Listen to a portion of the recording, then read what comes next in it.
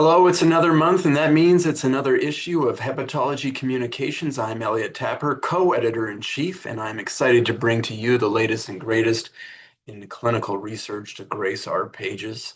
This month's issue is massive. There are a couple of reviews that I'd like to start by highlighting. Two on the global epidemiology of important chronic liver diseases. The first is on hepatocellular carcinoma, led by Dr. Butt and Jose Davis at the University of Minnesota. This is an important review highlighting the changing face of HCC, who has it, and how is it different now than it was in the past, but also how the path forward is challenged by several unmet needs driven by social determinants of health, variable access to diagnostic and therapeutic modalities, things that we need to address if we are to bend the curve of adverse outcomes for this growing and important cancer. The second review is on alcohol-associated liver disease, led by Dr. Danich Picol and Luis Antonio Diaz.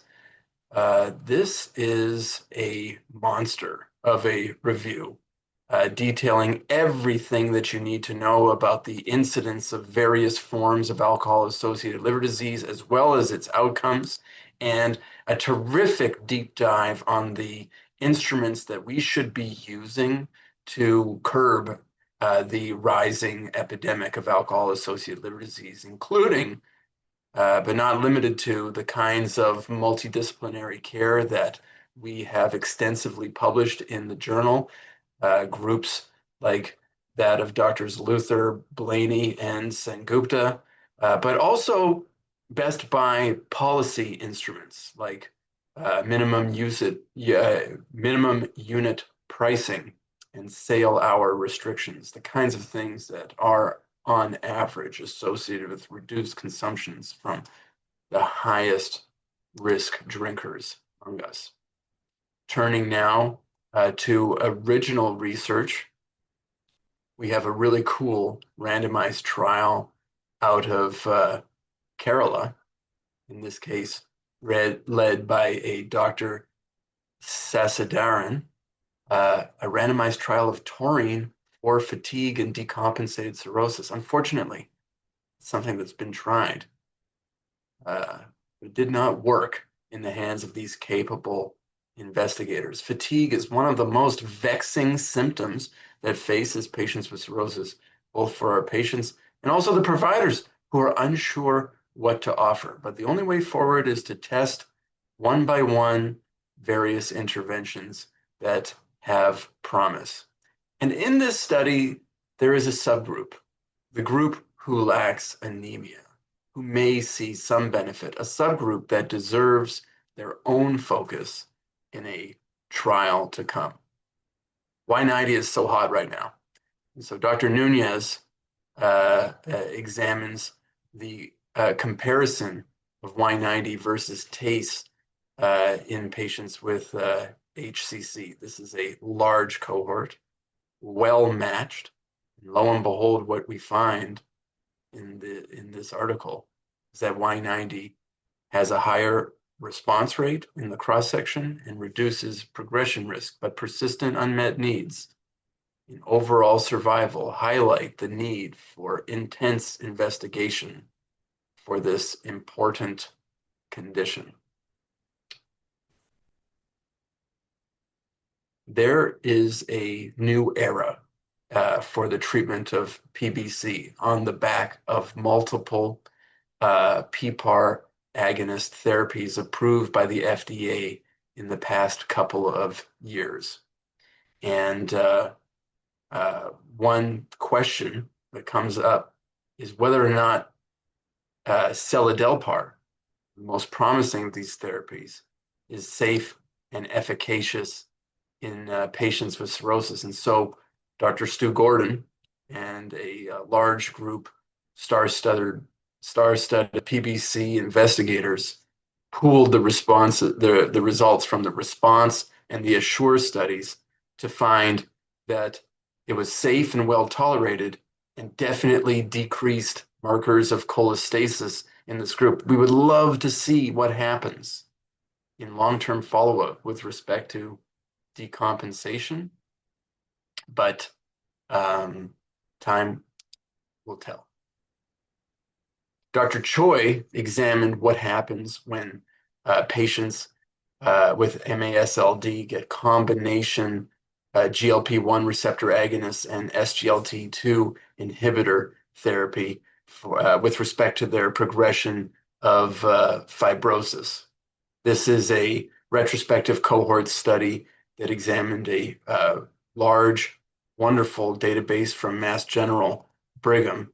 And after matching, what we end up finding is that this combination therapy was associated with reduced fibrosis progression compared to GLP receptor agonist monotherapy alone. And what makes this study stand out in contrast to many others that examine similar types of questions is when you look at the incidence curves of progression, you do not see an immediate separation of these curves. And that's because these authors carefully designed their study to avoid the risk of immortal time or guaranteed time bias. And what we are observing here could be explained in part by confounding, but it's much more likely to be the case that it reflects a genuine effect as a function of their rigorous design. I'd like to call your attention to a systematic review and meta-analysis, which highlights the growing fact that no matter what chronic liver disease a patient presents with, they are increasingly likely to have two.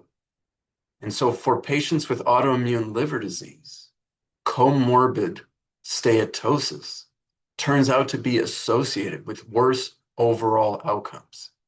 So a patient with autoimmune hepatitis in clinical remission, right, also needs to have equal attention paid to modification of their metabolic risk factors if we are to deliver to them the best overall long-term liver health, potentially with some of the therapies examined by Dr. Choi.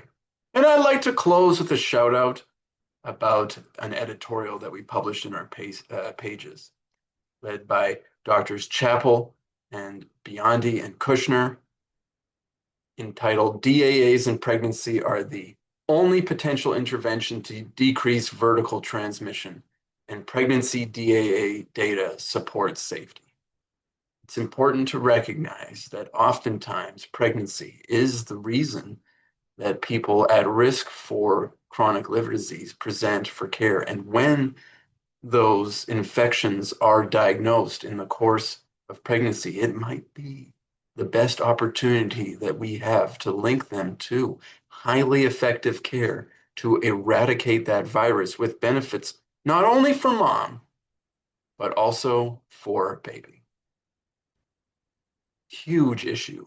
I hope you read. I hope you enjoy as much as I do, and I will see you again next time for another issue of Hepatology Communications.